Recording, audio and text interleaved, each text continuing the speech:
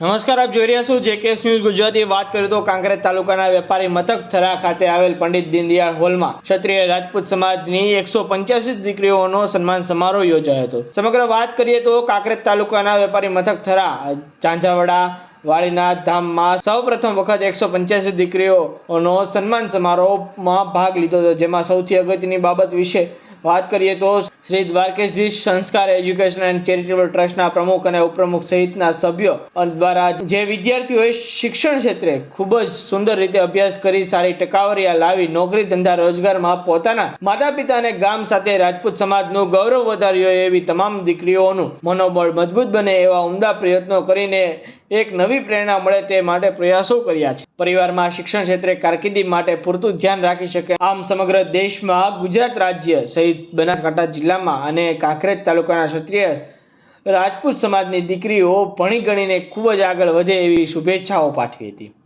દીકરીઓને ભેટ રૂપે આશીર્વાદ અને શિલ્ડ તેમજ પ્રમાણપત્ર આપીને સન્માન કરવામાં આવ્યું હતું. જેમાં કાંકરેજ તાલુકાના રાજપૂત સમાજની ખાનદાની ખુમારી અને કાર્યશૈલી આ કાર્યક્રમમાં આંખે ઉડીને વળગે એવો અનેરો લહાવો લેવા મોટી સંખ્યામાં રાજપૂત સમાજ ઉમટી પડ્યો હતો. કાર્યક્રમને સફળ બનાવવા માટે શ્રી દ્વારકેશજી સંસ્કાર એજ્યુકેશન એન્ડ ચેરિટેબલ ટ્રસ્ટ દ્વારા અથાગ પરિશ્રમ કરાયો હતો. જેમાં સમગ્ર કાર્યક્રમનું સંચાલન દીકરીઓ દ્વારા કરવામાં આવ્યું હતું. જેકેએસ ન્યૂઝ સાથે ભરત ઠક્કર, ડીસા.